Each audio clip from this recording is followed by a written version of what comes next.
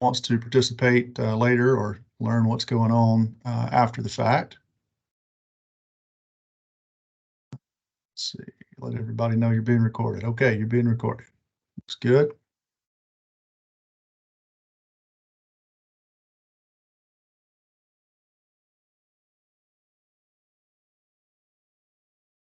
Yeah.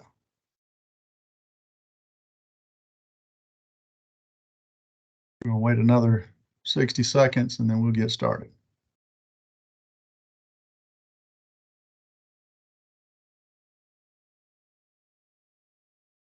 Thank you, Jacqueline. It's good to know you hear me. Good to see you there in the chat.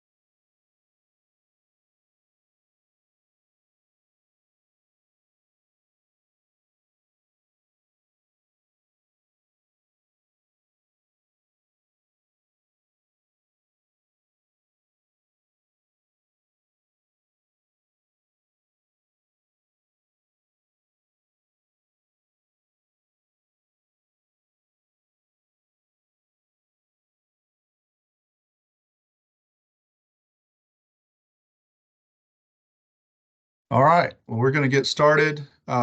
This is workforce stuff, so we like to start on time. My name is Josh Laney. I'm the director of the Alabama Office of Apprenticeship. I have with me Meredith Smith. She's my assistant director and will be the lead for this teacher apprenticeship pilot program. We can tell by the number of people who have joined and the number of people who have forwarded and the number of people who have requested recordings of the meeting that there's great interest out there in this teacher apprenticeship program. So we're going to go through today and try to give you some of the foundational information about the apprenticeship program, understanding that this is a pilot and it is still under development. So while we have the bulk of everything sorted out and the vast majority of your questions we can probably answer today, there is going to be more information forthcoming as we continue to refine this program and continue to develop it. With that said, there is a web page. It's very basic. I built it, so don't judge me. But it's a very basic web page at alapprentice.org/teacher. And that is where we will put updates. We will add information. There's already one document there. Again, that's alapprentice.org/teacher. Meredith, if you'll type that in the chat for me, then they'll have that. And that's where we will put out new information and more details as they become available. On that page is a place where you can sign up for updates. So there's a very basic little form there. It just asks for your name, your LEA, what position you have, and your email address. So many of you got this email by virtue of having attended either a class conference or an SSA conference this summer, and you filled out our survey to get more information about the teacher apprenticeship. So we appreciate you showing that interest. We're not going to continue to mass mail every single person that is on this mailing list because it's just too big. And there are a lot of people on here who won't be the day-to-day contact.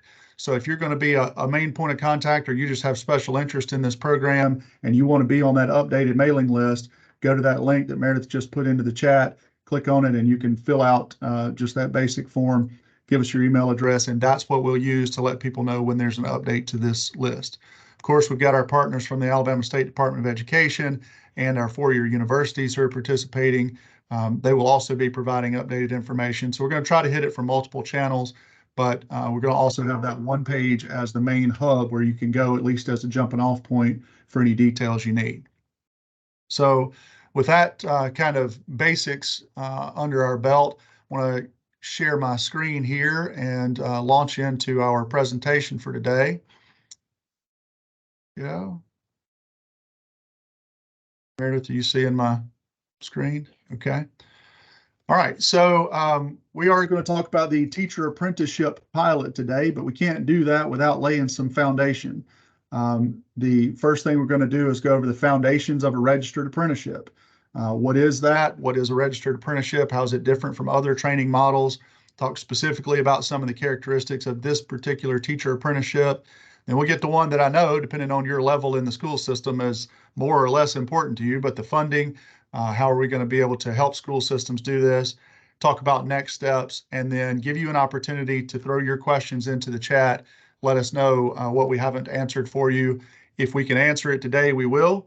If we can't, we will get an answer, and all of this will be used to help continue to flesh out our FAQ document that will also be posted at alapprentice.org/teacher. So without further ado, let's just jump into it. Why are we doing this at all? Well, I'm the director of the Alabama Office of Apprenticeship, and our office was created as part of the Success Plus plan from Governor Ivey back in 2019. We were established to help expand the use of registered apprenticeship as a tool to meet the workforce demand in the state of Alabama. You all know it's no big secret that we have a shortage of skilled workers in our state. There's true nationally, it's even true globally, that there just aren't enough people to fill the skilled jobs that are available. Doesn't mean we don't have enough people. It means that we don't have enough people with the right skills to do the jobs that are available. In my office, you see that little slogan there on the screen. We say this frequently. We can't pay our way out of a skills gap. We have to train our way out of a skills gap. I explain this always with the example of if you all walked out of your school right now and you saw a sign hanging across the street that said, $5,000 an hour, brain surgeon jobs, apply here today, start tomorrow. Some of you on this call may be able to be brain surgeons. I don't know, but I certainly couldn't. And it wouldn't make any difference if that sign said $5,000 an hour or $10,000 an hour. It doesn't automatically make me able to do the job. And that's the position that a lot of our employers in the state have found themselves in, is they're increasing wages, they're stealing skilled talent from each other. School systems, I'm looking at you here. You guys steal teachers back and forth from each other, right and left, but that doesn't add people to the pipeline. So that's our job in really all of the workforce agencies in the state, but particularly with the Office of Apprenticeship. We are part of the solution to add people to the pipeline so we stop trading the same skilled workers back and forth. So that's what we mean when we say you have to train your way out of a skills gap. You can't just pay your way out of a skills gap. Now, pay alone won't fix it, but pay can definitely break it. So we do understand that the pay also has to be something that is appealing for people to go into that occupation. And we appreciate the efforts of the governor and the legislature and Dr. Mackey and the State Department of Ed over the past several years, continuing to fight for increased wages for teachers so that you can be paid something close to what your market value is. We know that the work that you do can't have a dollar amount attached to it. I was a teacher. I wasn't very good at it, so they promoted me out of that job. Meredith was a teacher. She was great at it, so they made her a reading coach. So we've been there, done that, got the t-shirt. We understand exactly where you are today in your career and in your teaching field. So our office, like I said, was established for the purpose of expanding registered apprenticeship. In order to expand the use of registered apprenticeship, the first thing we had to do was improve the flexibility and the customer service for our employers. Prior to the creation of our office, registered apprenticeship was managed by the U.S. Department of Labor. They had one person in the state of Alabama who helped to support and expand this. It's more than one person can do, even if they are really good at their job. And I'll just leave it at that. Our office, since being established, we're now up to a total of 8 people. I have regional project managers who are out in the individual regions. Hopefully, many of you already know those regional project managers. And they help us to work locally with employers, locally with school systems, colleges, universities, union programs, everybody, to expand the use by providing additional customer support and additional flexibility. We often say that we like to transition. We're transitioning apprenticeship away from the McDonald's customer service experience over to the Chick-fil-A customer service experience. So you all kind of understand the difference there. The second bullet is particularly important in our strategy as it relates to teacher apprenticeship, developing responsive new apprenticeship models. So with every registered apprenticeship, there are multiple ways that an apprenticeship can be set up. It can be time-based. it can be competency-based, or it can be a mix of those two, a hybrid. A time-based apprenticeship model is the most foundational. It's the oldest way of doing training. Really, apprenticeship is the oldest way of doing training, period. You learn from a master of that trade, that skill, whatever it is. A time-based model says you're going to spend X amount of hours doing that thing under supervision in practice. And that's very commonly used in traditional apprenticeships like carpenters and welders and plumbers and all of the things that a lot of you naturally associate apprenticeship with. In order to move over into other types of occupations, though, we have to also meet the need of the training model to be flexible and adaptable to the individual needs of the employer and the apprentice. That brought us to what we call a competency-based model of apprenticeship. Most of the new apprenticeships that we build now are competency-based. There are some pros to doing a competency-based apprenticeship model. One is that you have a very specific list. You all, Meredith and I were teachers, we write our competencies exactly like you write your lesson plans. The apprentice will be able to, observable action verb. So everybody knows going into it, this is what you have to be able to do to master this skill set. So by doing that, now we're not locked into just doing it for a certain period of time. We're looking for proficiency. That new flexible model lets us move into the third bullet there, which is to do different occupations. If I ask you, somebody off the street, well, what is an apprenticeship for? We're going to get carpenter, plumber, welder, those kind of things, electrician. And yes, we do a lot of apprenticeship training in all of those traditional skilled trades. We're not taking anything away from that. We want to continue to do those kind of occupations. You can make a whole lot of money with an apprenticeship training you in any one of those skilled occupations. So we want that to continue to be an option. But what we also want to do is use that proven training model of apprenticeship in other types of occupations. So since our office was created, we have done some really unique occupations. For example, we have the nation's first nursing apprenticeship for registered nurses and licensed practical nurses. We're first ones in the country to do this. Within just over 1 year, we've got more than 400 nursing apprentices and 60 employers, Meredith, who are participating in this. And the reason that's appealing is because it helps to remove the barriers to access the training. The training is the same. The training has been there all along, but by growing these variety of access, these vehicles to get to that training, we're helping to get to bullet number 4, which is to increase the diversity of Alabamians becoming apprentices.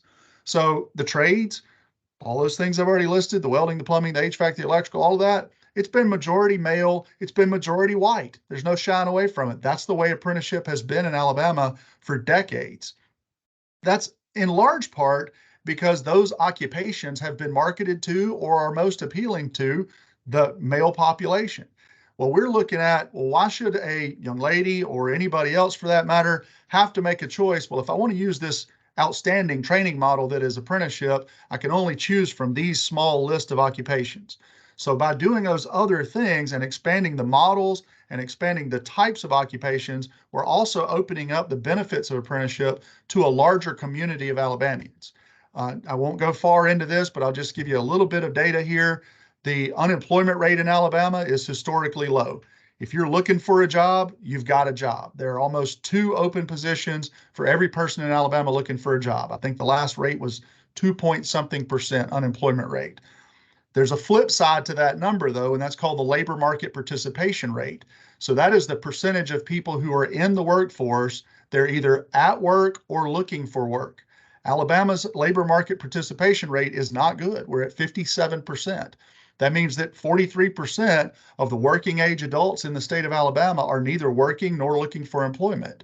That's a problem. So when we dive into that, we start trying to figure out, well, what are the ways that 43% can access the training they need so they can take the jobs that are available? That's what brought us to apprenticeship.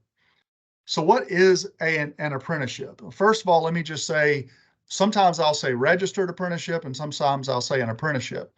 There's no such thing as an unregistered apprenticeship. It either is an apprenticeship or it's not, right? Every apprenticeship carries these 5 characteristics.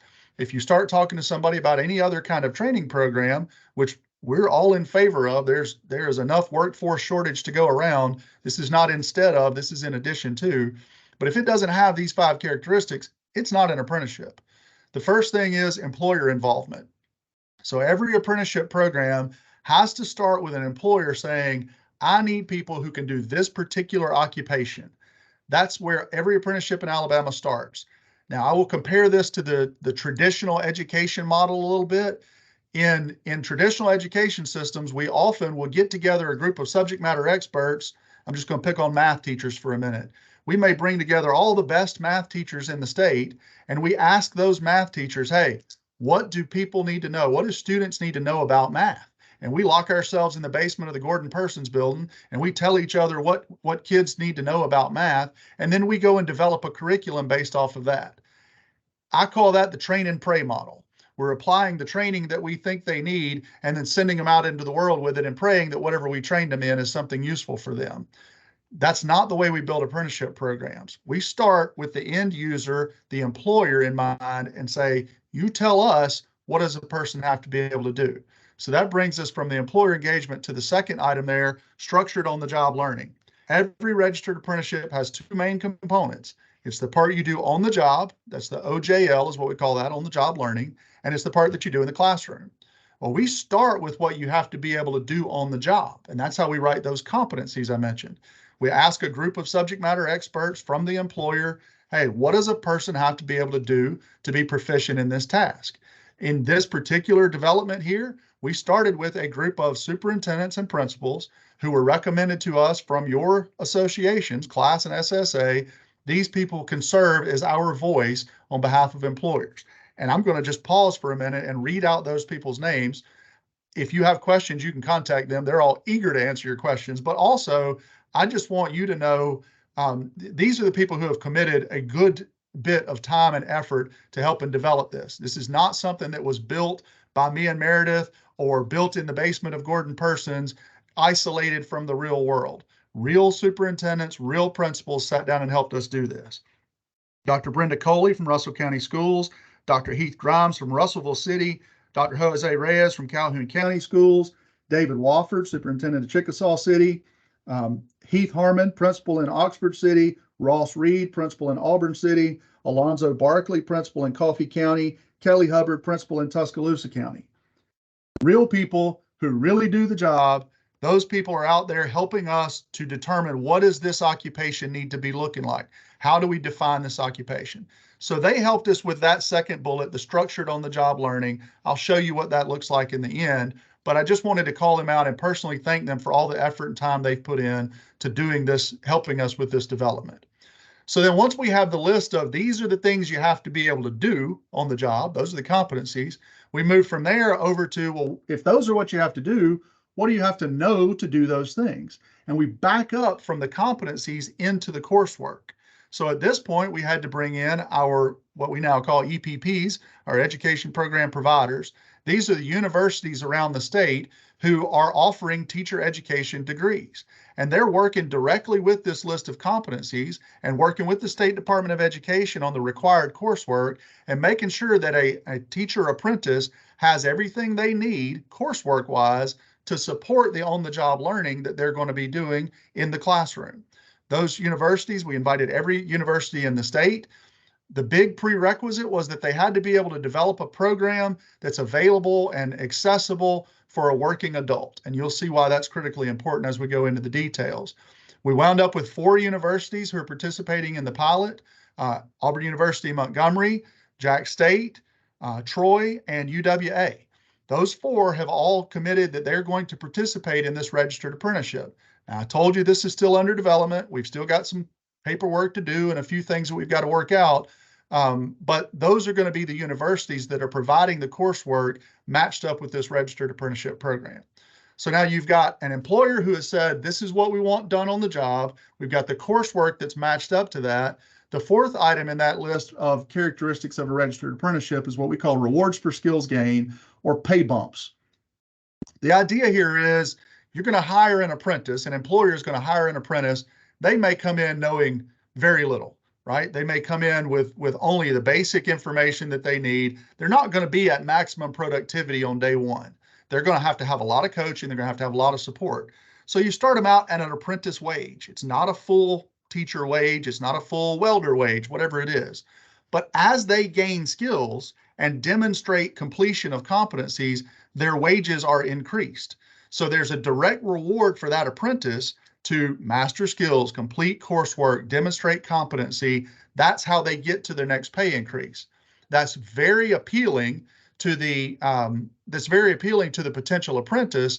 One, because it's not a I hope, I wonder. It's a very structured, clearly laid out up front. If you do this, this is what's going to happen with your pay. So those are the rewards for skills gains. And then the last thing there is a national occupational credential. So across the country, if you've paid any attention to this at all, you've seen that teacher apprenticeships are popping up everywhere. This is the new thing in every state apprenticeship office. Teacher apprenticeship is very popular, very hot topic. Well, our office, when we complete that teacher apprenticeship, a person goes through it and then they complete the training, they'll get a certificate from my office, a credential that is called a journey worker certificate or a journeyman certificate. That means that they have completed the apprenticeship training program. That certificate is portable in all 50 states and territories. For example, let's just say you're a welder. If you're going from Alabama and you want to go do work over in Georgia or Tennessee or Florida or anywhere, you can take your journey worker certificate and show that, and that represents that you've completed a training program in the state of Alabama that is federally recognized. So anything that's completed under my office, even though we're a state apprenticeship agency, we are endowed with the authority of the U.S. Department of Labor to recognize this apprenticeship program. But I want to draw a clear distinction here between the completion credential you get from my office and the teacher certificate. So if there's a licensed occupation like teacher or electrician or something like that, the credential that you get from me, let's stick with electrical as an example. If you get this national occupational credential from us, an electrician, you can go over to Georgia, show them that. You've still got to take the licensing exam in Georgia, but they'll recognize the training that you did and let you sit for the exam. That part is universally true. Teacher apprenticeship is so new that this portability is still being worked out among different states. So I don't want to oversell it, but that's the point of the National Occupational Credential. Now, we expect that over time, this is going to become much more portable, but our goal is not to be exporting teachers out of Alabama anyway, so that's not at the top of our priority list. But those are the 5 characteristics of every registered apprenticeship. If it doesn't have one of those, it's not an apprenticeship program. So let's bring that home a little bit and talk about this particular program. First of all, when is this going to start? Well, it's obviously not starting this school year because this school year started 2 weeks ago, and many of you already have the new gray hairs to prove it. The goal for starting this is the spring of 24, applications is spring of 24. So middle of this school year, when we come back from Christmas, we want to be ready to start receiving applications. The launch for this is next fall. So that's when people will hit the classroom. A first batch of teacher apprentices will hit the classroom next fall.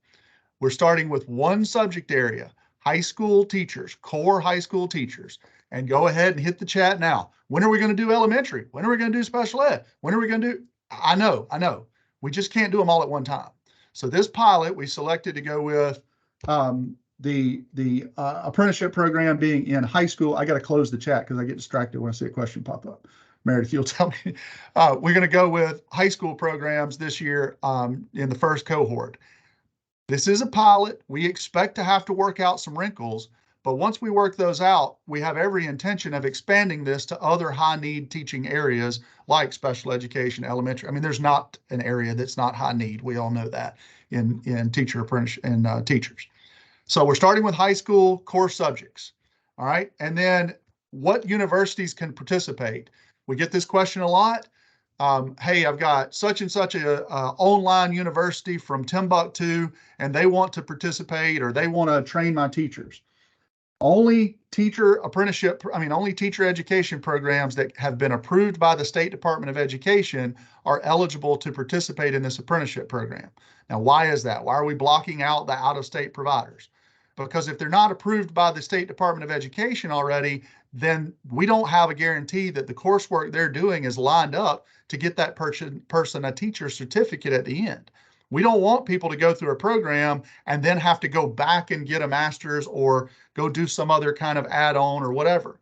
Now, if you've got a program like that and you're running it, for Pete's sake, don't stop. If it's working for you, keep doing that thing. as I've already said once, I'll say it again, there is enough workforce shortage to go around. This is not the only trick. This is an additional way that we are going to use to meet the shortage of teachers in the state of Alabama. All right.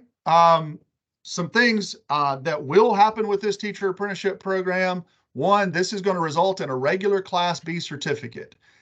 This is not an alternative. This is not one of the other. There are myriad ways that the State Department has set up for people to access alternative certification routes. This is not an alternative. There is nothing less than about this program. It will set you up when you complete this. To complete it, you're going to have to get your regular Class B teaching certificate. The other thing it's going to do is get teachers in the classroom 1 year sooner. We'll talk about how that works in a minute. But what is the point of doing a teacher apprenticeship? It's to get better qualified teachers in the classroom and get them into the classroom faster. So these teachers are going to be have a year of experience under their belt, and then they get into the classroom before they finish their degree. So it's still the full degree. We're not deleting anything from the coursework. This is not a less than program. I know I'm harping on that, but I've gotten a lot of questions where people think anytime we say alternative pathway, alternative has come to mean less than in a lot of folks' minds. You don't send kids to the alternative school because it's better than, right? You send, right, you know where I'm going there. So what is this going to do? It's going to remove barriers for our teachers' aides and our paraprofessionals. So let's talk about the target audience for this for a second. To invest in an apprenticeship program, an employer has to commit to what we call the last dollar scholarship. Pay attention here, bosses, superintendents, HR folks. We never build an apprenticeship program and tell somebody, any employer, that this is going to be free. There's no such thing as free. Now, we're going to talk about how we can help you offset some of the cost, but an employer has to commit to covering the cost of the apprenticeship program. So with that in mind, that leads to why we're starting with parapros and teachers' aides as our target audience, because you already know these people. You already know that they're committed to the education system. They're within your school. You have an idea of whether, hey, that person would be an excellent teacher. I want to give them the path to upskill. So when we say it's removing barriers, what barriers is it removing?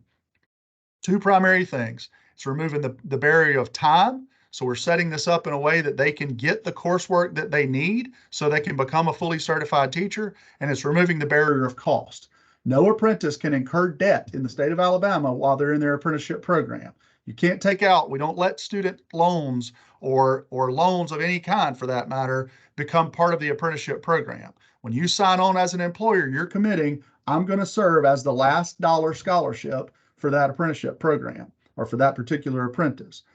That means that we're removing the time and the finance barrier that has normally been blocking. Many of you know you have outstanding parapros and teachers' aides in your building who would be great teachers, and a lot of them have been going to school on their own dime and on their own time trying to become fully certified teachers while they're working full time. I personally know a lady, it took her almost 5 years to complete the last 2 years of coursework. So these parapros and teachers' aides are perfectly set up. We can go in there and the employer can confidently invest in them and have a good return on that investment. That's also why we're not starting with college freshmen or high school students. I mean, how many of you started out wanting to be a teacher? Or how many people you know started out thinking they wanted to be teachers and changed to something else?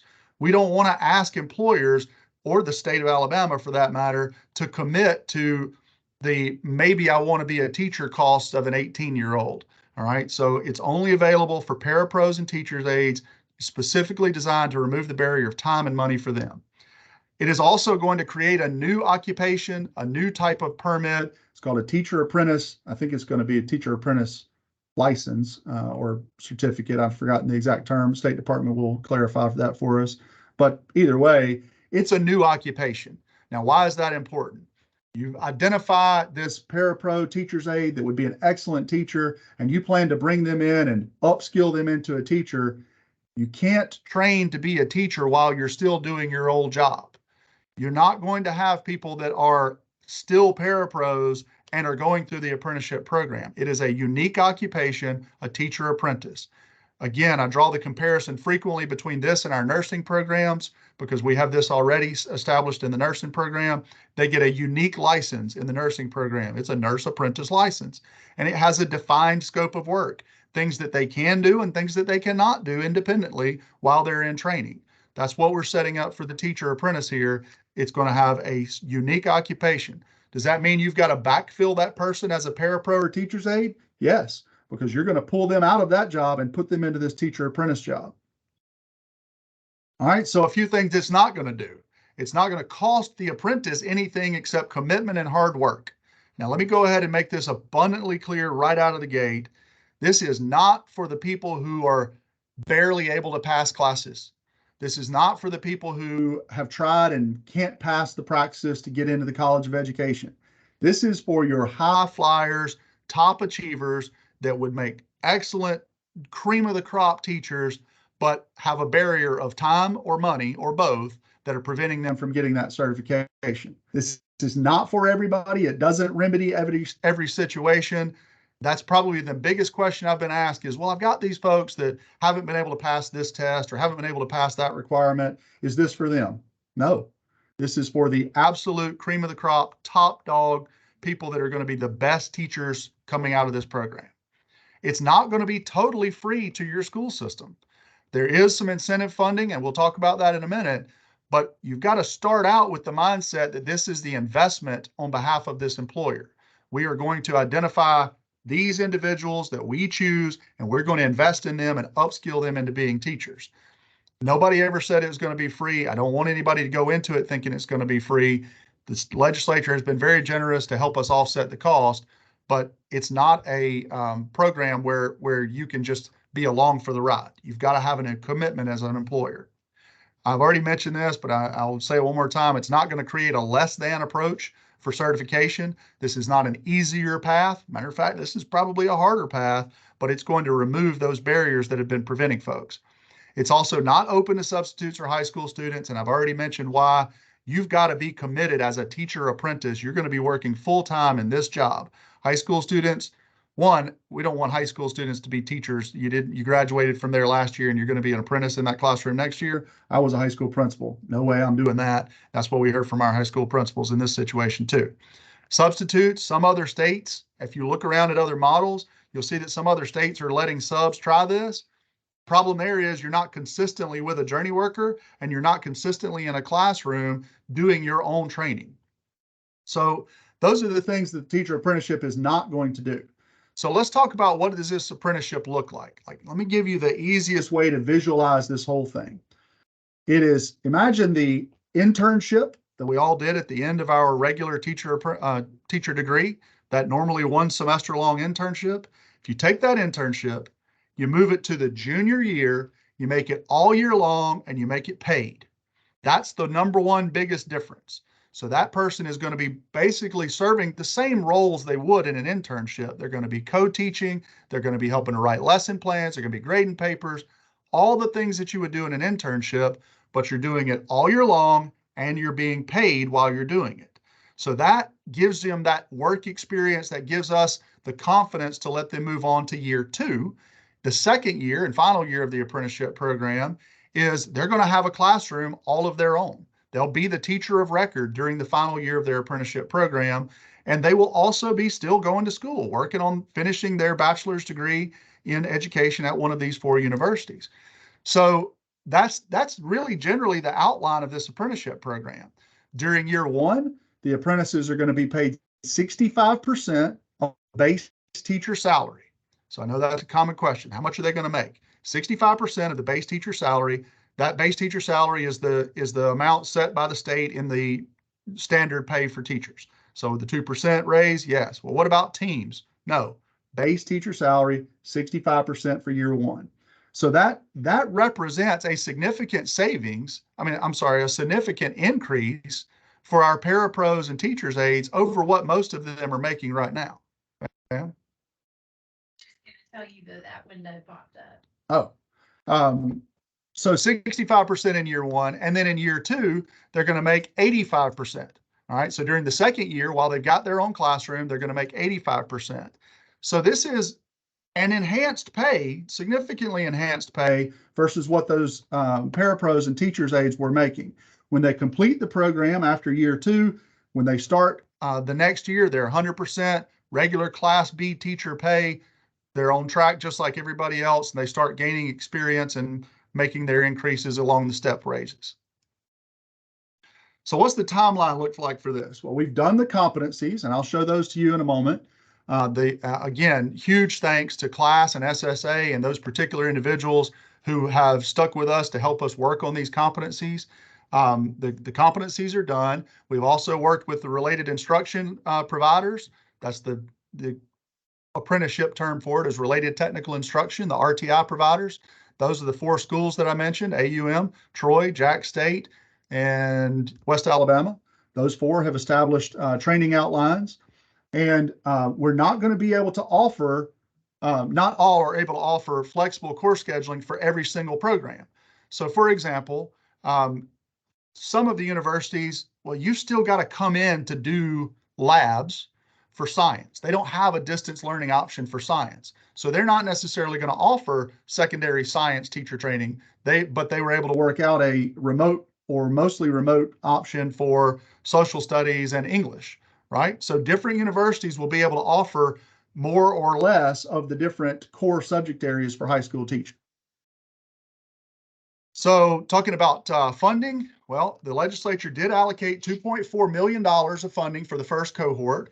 This is not a grant, it is an incentive. That is a big difference, and I'll tell you why.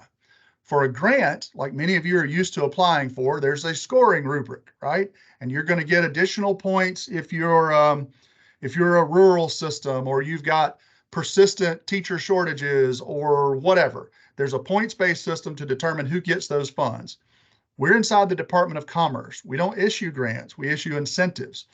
An incentive program is essentially first come, first serve for the people who meet the standard qualifications. So we will define, if you want to get this incentive funding, here's what you have to commit to do, and here's what paperwork you need to turn in to qualify for that.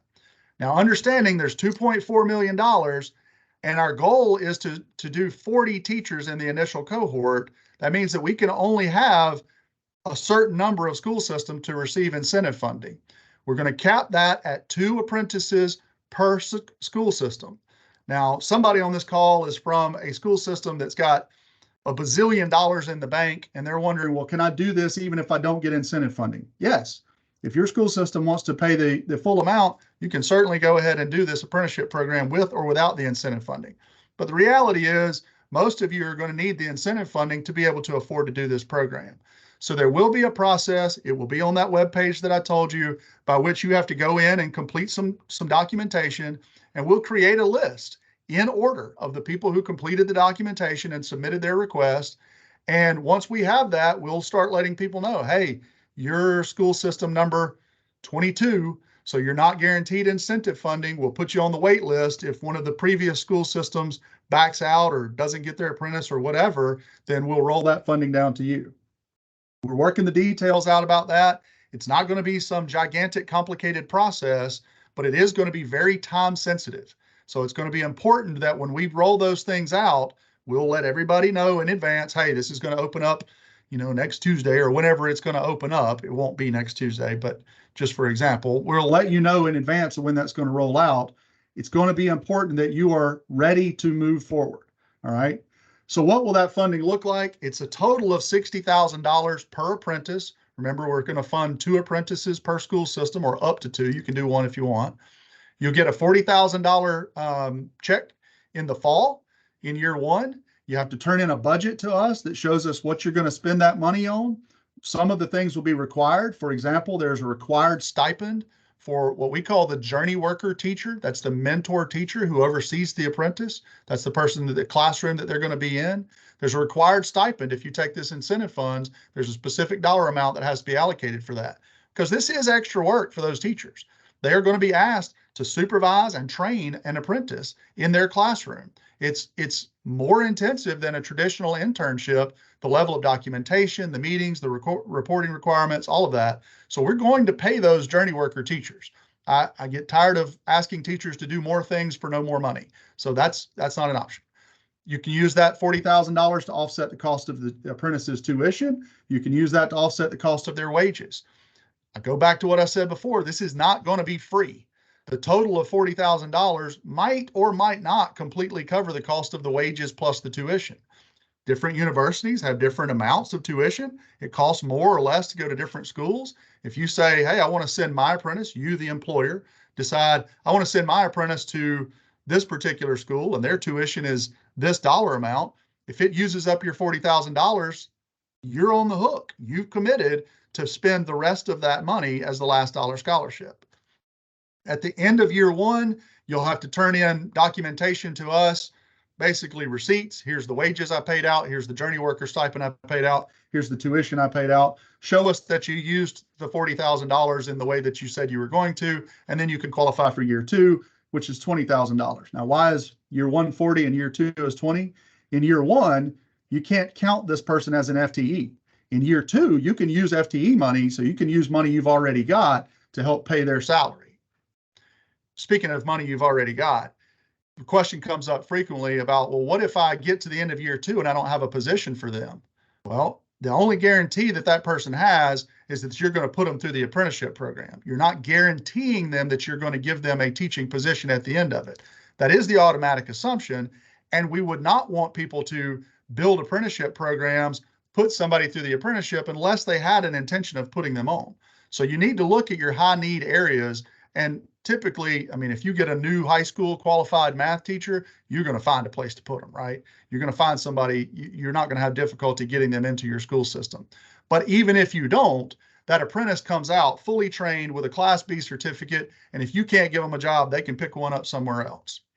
All right, so what do you need to do in the meantime? Just like right out of the gate, very first thing I want you to start doing is looking around your school system and just thinking about, hey, you know, that particular parapro or that teacher's aide, they've been here a while. They're a solid employee. I know they want to be a teacher one day in the future. I want to see where they are in their training progression and see if they're eligible to participate in this program. You don't need to do any paperwork with them yet. You don't need to really even formally invite them, but you can start building your roster, if you will, of potential candidates for this apprenticeship program. The person who's going into this program has to be able to enter the university education program with 2 years left to completion. They don't necessarily have to have an associate's degree under their belt, but they've got to have enough transferable and applicable college credit that they could potentially complete their bachelor's in education within 2 years. So let me give you an example. Maybe I've got an associate's degree from one of the community colleges in welding. Well, that's great. I've got an associate's degree, but I probably don't have the English and the math and all of those core courses that would be the same to qualify me to go into the College of Education as a junior. So just because I've got an associate doesn't mean I'm ready to go into the College of Education as a junior. On the other hand, I've got somebody who has been taking classes on their own for a long time. They may be up to the point of being able to enter as a junior, but not have any kind of associate's degree at all. That person could easily qualify if they can get in at the junior level. The next thing that you've got to do is identifying your best teachers to serve as the journey workers. So journey worker, mentor, kind of interchangeable terms here, but the journey worker is the one who's going to oversee this. We do not want just somebody who needs something to do.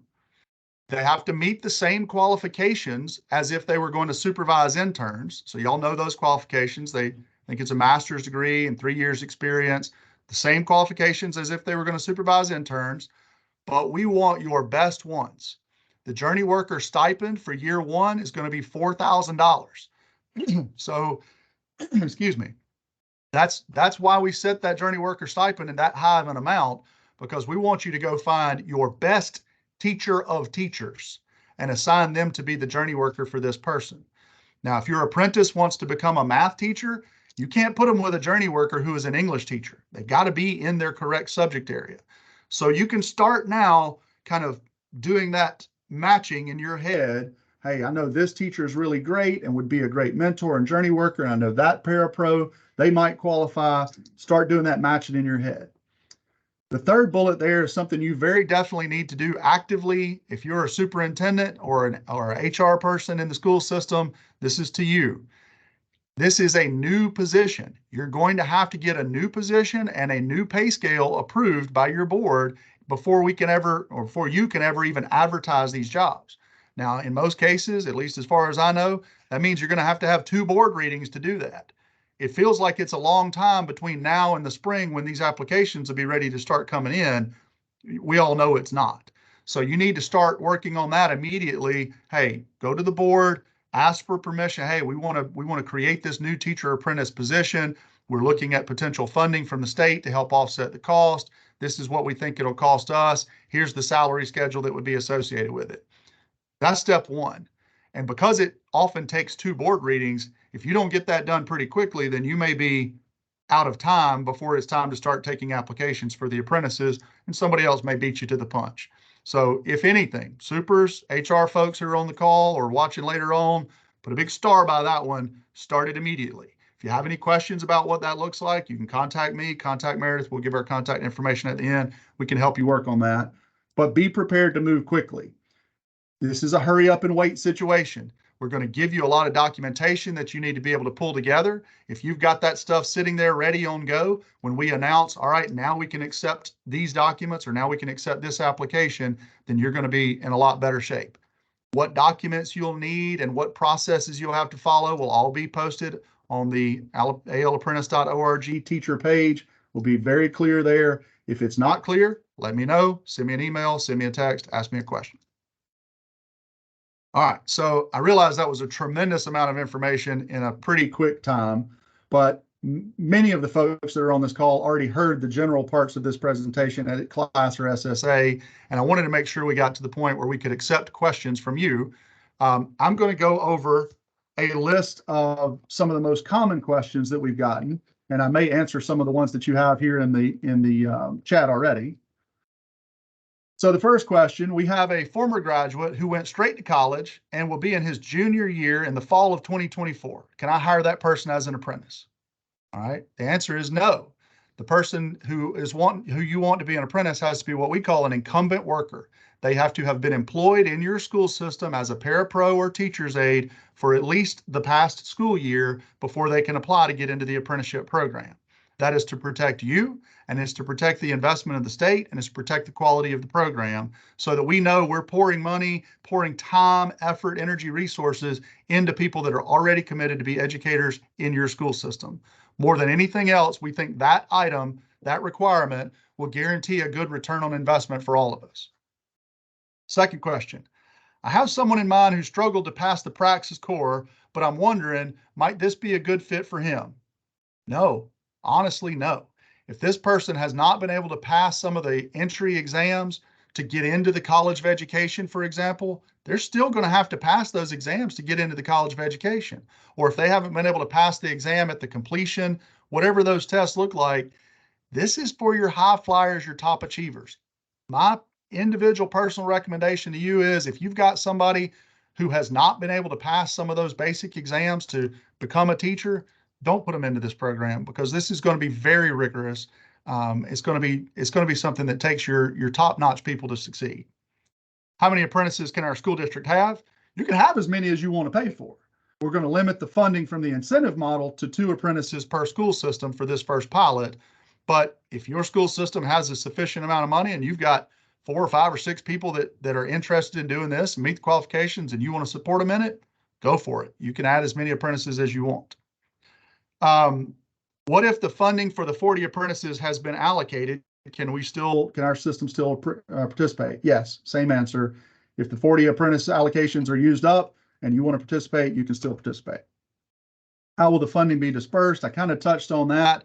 The money will come from my office to your school system in the fall for those who qualify and meet the deadline and get in line first. It'll come to you in the fall. One chunk, $40,000. The following year, if you used it the way you were supposed to, and you did everything, turned in your documentation, the next year you would get $20,000. Just for clarity, the apprenticeship will cover the cost of the college coursework. It probably will cover the cost of the college coursework, the incentive funding. But Oh, yeah, okay, I see Meredith's answer in there. But it's $40,000. So if your college coursework and tuition adds up to more than that $40,000, then your school system is committing to pick up the difference for that. So it's, go ahead. Yeah. The last dollar scholarship means, what if the person who's applying is a veteran and they've got GI Bill to put towards it? Or what if there's some kind of an academic scholar and they've got a scholarship at the university? Any of those things get applied first. And your bill as an employer only comes at the end of using that. Most of these people are not going to qualify for Pell because they're already working for you, but it's possible, depending on their individual life circumstances. Every one of them will need to fill out the FAFSA and see what they can get. But you're the last dollar in line. And we've worked with many colleges and universities about that. The bill never goes to the apprentice. The bill, if there is a bill left over after scholarships and GI Bill and Pell and whatever else, that goes straight to the employer and you pay it. All right. If I have someone in mind for Fall of 24, what do I need to be doing now to prepare that person to participate? Well, one, you can start talking to them about, are you interested in doing this? Are you ready to commit to this? Because they'll be working full-time and going to school full-time. That's not a light lift, right? Now, the school is going to be offered in a way by our university partners that they can do it online, nights, weekends. The document that will be posted online will show you all the courses they have to do. It's the same outline of coursework, but you'll see in that document a key that tells you how it's going to be offered, whether it's face-to-face, which is minimized as much as possible, virtual asynchronous, virtual synchronous, competency-based. In some cases, a few of our universities have been able to get approval to look at the work done on the job and get a portfolio of documentation and then give credit for specific classes. Hey, if you can do this, this, and this documented work in the classroom, we can give you credit for that course based on your portfolio and your performance in the class. So those are the kind of creative models that the universities are helping us with to remove that time barrier from the apprentices. Also, your apprentices could be making their own assessment. They could be looking at their transcript. I mean, they need to be able to enter the junior year of an education program at one of these 4 universities. They can have their transcript evaluated by the university at any time. They don't need us for that. But we are going to give a specific point of contact for each university if they want to have their transcript checked, where somebody can say, yes, you're good to go, or no, you got a few more classes you need to be doing.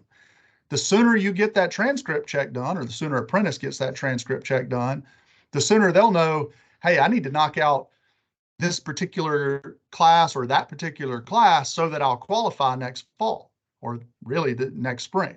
So they might be able to take some of those classes this upcoming spring semester to put them in position to be ready when the classes, when the apprenticeship starts in the fall. Does the 1-year experience of parapro have to be with the school system applying, or can you accept a para 8? It's a good question. If you're going to hire them in, if they're coming to you from another school system, Jeremy, you can do that. I mean, they're supposed to be an incumbent worker, and we're not going to tell you, no, you can't, let them do that. They're coming from another school system, but I would not recommend that you start there. I would recommend that you start in-house with people that you firsthand know, because one of the requirements for turning in the application is going to be a letter of recommendation from their current supervisor, whether that's their principal or whatever. So you can do that, but I wouldn't recommend that. I'd start in-house. The universities, it's AUM, Troy, West Alabama, and Jack State. Yeah, there you go. All right, so very common question here. Will this be open to elementary and SPED in the future? Yes, eventually, if this goes well, and once we work out the kinks, yes, we will open it up to other teaching areas, but not right now. Does the apprentice earn tenure? No. So this does not count. So that year 1 and year 2 of the apprenticeship does not count towards their continuing service or tenure. If they were tenured in their previous position, they don't lose that. But this is the same as if somebody was transferring to be a tenured teacher was going to become an assistant principal, right? You don't gain tenure in that new position automatically. You can't gain continuing service credit as a teacher apprentice. The idea of this program is it's only 2 years long anyway.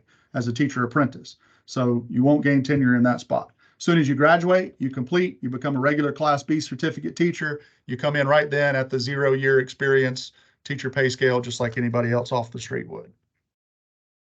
We've talked about the minimum qualifications to apply to be in the apprenticeship program. I'll just reiterate one more time. They've got to be eligible with the proper transferable and applicable coursework to enter. We say the junior year, but whether it's junior year or not, the college or university is going to look at it and tell you, yes, they can complete within 2 academic years. That's really the question, not whether they're a sophomore or a junior, but can they complete it within 2 academic years? Now, if they got 4 classes at the university under their belt, I don't care how eager they are, they're not going to be able to complete in 2 academic years. So they're going to have to get some other prereqs out of the way before they can apply to get into this program. What is the process for applying? All right, so the application will follow a pretty circuitous path. So try to track with me on this, and this will all be laid out on the teacher page on our website too. But it'll start with an apprentice who says, hey, I'm interested in doing that. I've been working as a parapro in Russell County or Phoenix City or Hartselle or whatever for the last 10 years. And I've been knocking out some coursework along the way to be a teacher.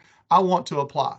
They download the application. There'll be one unified application that they can download. It'll be on our website. I'm sure the universities will have it on theirs.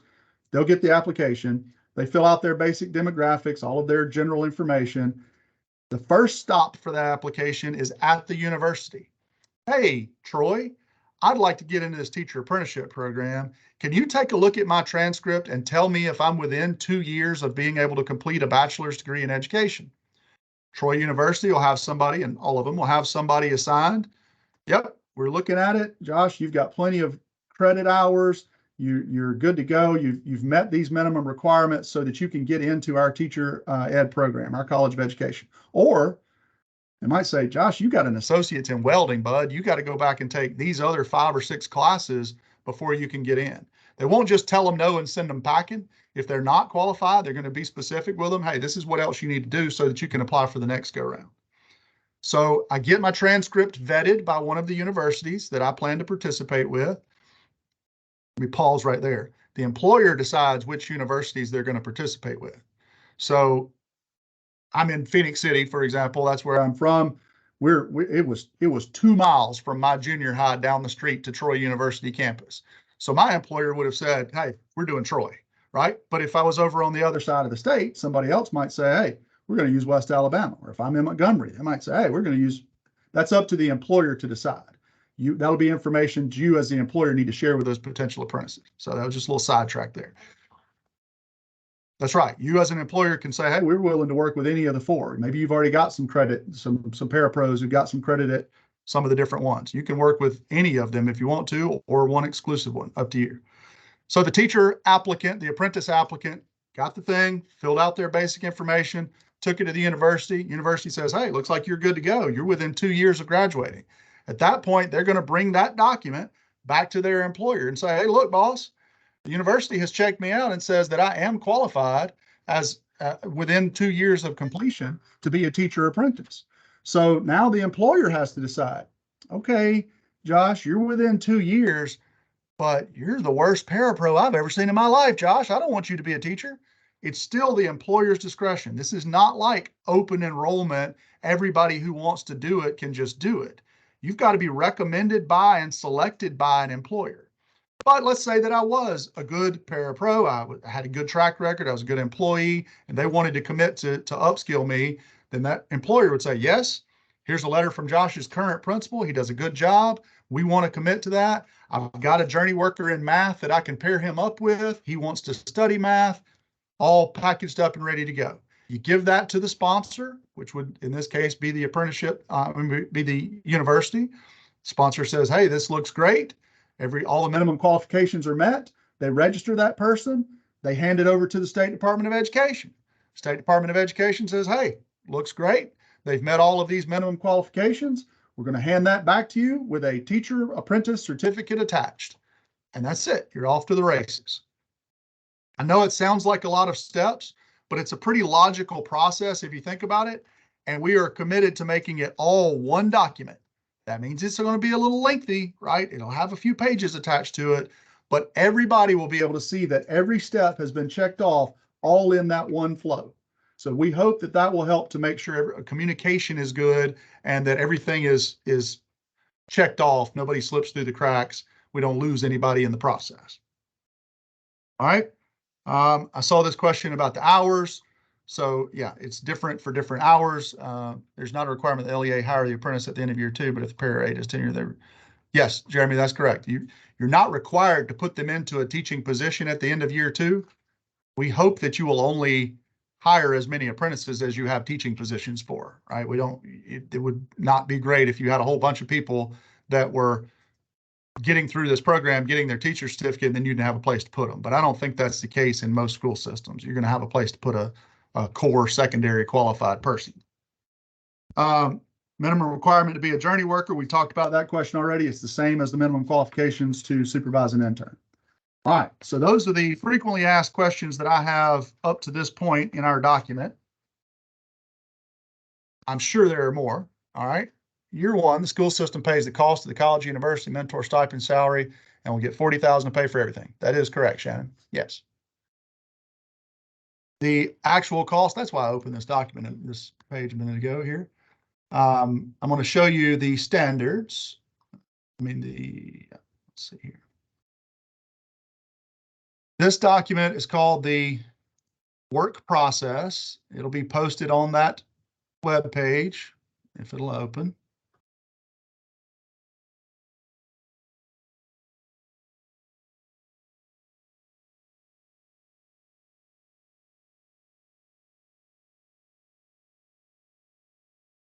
Correct. Yes, if you get one of the 40 slots. And our goal is to make sure that you know whether you'll get one of the 40 slots or not before you go out and recruit apprentices. So the wage is based on 65% of the entry-level teacher salary for year 1, 85% for year 2. We did the calculation, I think, in the app D.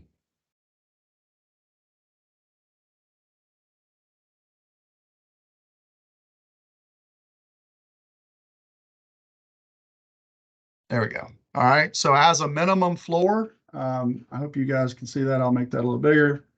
As a minimum floor, based on the current base teacher salary, that would be a salary of $28,746 for that apprentice the first time.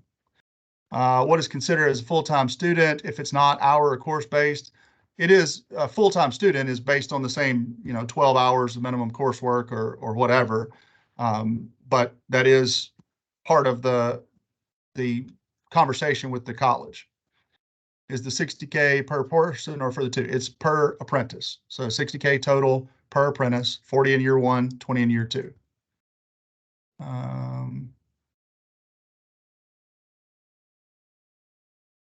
Yep. So the course outline, go back to that document and show you here. These are the competencies. If I get there, these competencies are broken out in, ma'am? I was just the RTI too. Yep. Someone was asking about the classes by semester. Okay. So these are the competencies. The competencies you can see are broken out in 3 parts. Right now it's labeled as field training, demonstrates fundamentals, and proficient in task. To move from year 1 to year 2, having a classroom by yourself, an apprentice has to have checked off. They have to have been checked off by their journey worker. Nobody except the journey worker supervising the person in the classroom can say whether you have met or not met an on-the-job competency. There's a distinct difference between your grades and your related instruction and your completion of competencies. So the journey worker is going to observe and evaluate these competencies. There will be training provided by us for journey workers on how to do this. There's also an electronic app that makes this super simple so that you can see it as an employer, the journey worker, the apprentice, the college, everybody can see exactly that person's progress in checking them off. To get from year 1 to year 2, you have to do the coursework that will be laid out by your university, and you have to get checked off in field training and demonstrate fundamentals in all of these competencies. If you look at the competencies, they're broken out into different job functions. The first one is about employability. The reason we added that, and this was an addition that was done by those supers and principals that I told you about. The reason we added that is you've all been there. You've got somebody that is a great teacher, right? They're good at conveying information to students, connecting with them, engaging with them, whatever, but they are a terrible employee. They show up late, they don't turn in lesson plans, or they don't do their grade book stuff on time, right? There's employability skills and pedagogy. And to be a good teacher, you got to have both parts. The opposite is also true. Many of you have people that show up every day. They show up on time. They turn in every bit of paperwork, but they couldn't teach their way out of a wet paper sack.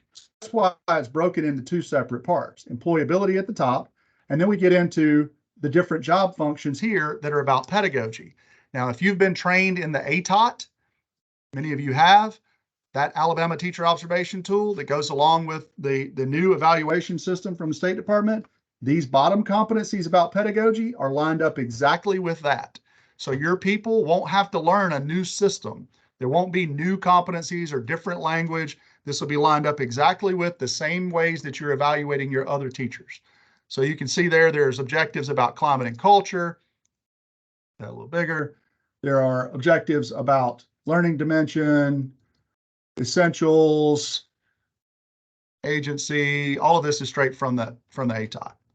And then you get down here to the related instruction part. Now, this document that I've got here is one where everybody's related instruction is together. But just for you, to show you an example, here is AUM. These are the courses that they have specified that a person will have to be able to complete for secondary English language arts. AUM is going to be able to offer English language arts and social sciences, right? So if you want to do one of those two, you can choose to go through AUM. One of the most important lines here is this column that shows the delivery model. If it's VAS, FF, CBA, all those different things, there's the definition right there. VAS means virtual asynchronous, and it tells you exactly what that means, face-to-face, FF. So you can look down this, and this will be posted on the website very soon. You can look down these and see these are the classes I'm going to have to be able to knock out. Now that's the AUM example. If you keep scrolling through the document, then you'll see here's the example for Jack State, English Language Arts. These are directly lined up with the same courses that you would do if you were a 20-year-old college student right there on campus. It's the same stuff. We're not eliminating anything from the apprenticeship program, which is a heavy workload when you are also working full-time. But you see how many of these are marked as virtual asynchronous. So it's going to be something that people will have to do on their own time.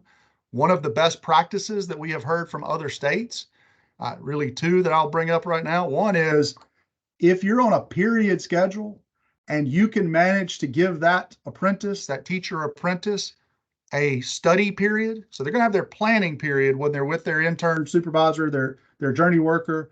That planning period is for developing lessons and all that. But if you can give them one additional period off to be a study period where they can be completing this coursework, the other states who are doing this have told us that is a game changer. That increases the success of apprentices dramatically.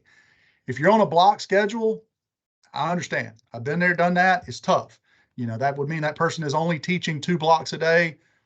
But if you're going to invest in them and your idea is that you're keeping them for the next 25 or 30 years as a teacher, can you afford to lose 1 period a day or 1 block a day so that you're guaranteed that person is successful in this program? I think you can. The other just little tidbit there is during year 2, which we'll talk about when we get to year 2, but during year 2, don't schedule the planning period of your apprentice and the planning period of your journey worker at the exact same time. Offset those so that the journey worker can go in and observe the apprentice sometimes, and the apprentice can go in and still observe the journey worker. Offset their planning. All the things they need to do communication-wise can be done after school. That's why we're paying them a healthy stipend for those additional hours. So y'all can tell already I chase rabbits when it comes to my mind, but those are just questions that have come up as we've discussed this. So here's Jack State, secondary social sciences, and I won't go through every single one of them. Here comes Troy. There's English. Troy's doing English, social science, and math. And then alphabetical order at the bottom of the list comes University of West Alabama. UWA is doing all of them: general science, social studies, math, English, all four core subject areas you can do through UWA. So it just depends, up to the employer. You can choose which or how many universities you want to partner with. A lot of that has to do with, maybe I've already got an existing relationship with such and such a university. Stipend for the journey worker, $4,000 for year one, most likely going to be $3,000 for year two. We haven't set that for year one yet. We want to for year two, we want to talk to the journey workers once we get them on board and see what they think about it. But probably a slight step down for year two because there's a little bit less time commitment on their behalf. Yeah. So good question. So Meredith's question is, let's say that you don't get this incentive funding, but you decide to fund it anyway. If I'm not giving you incentive money to pay your journey workers with, then I can't tell you how much of it you have to pay them. But we can establish best practices and say, hey, this is only going to work if you really pay these journey workers appropriately. The individual universities, because each of them is an individual sponsor, if they choose to make it part of their apprenticeship program, they can specify, you can only participate with us if you agree to pay journey workers, this particular stipend. That's still a little bit of a to be determined question, but the question about is it required? It is required if we give you the incentive funds. All right. Other questions?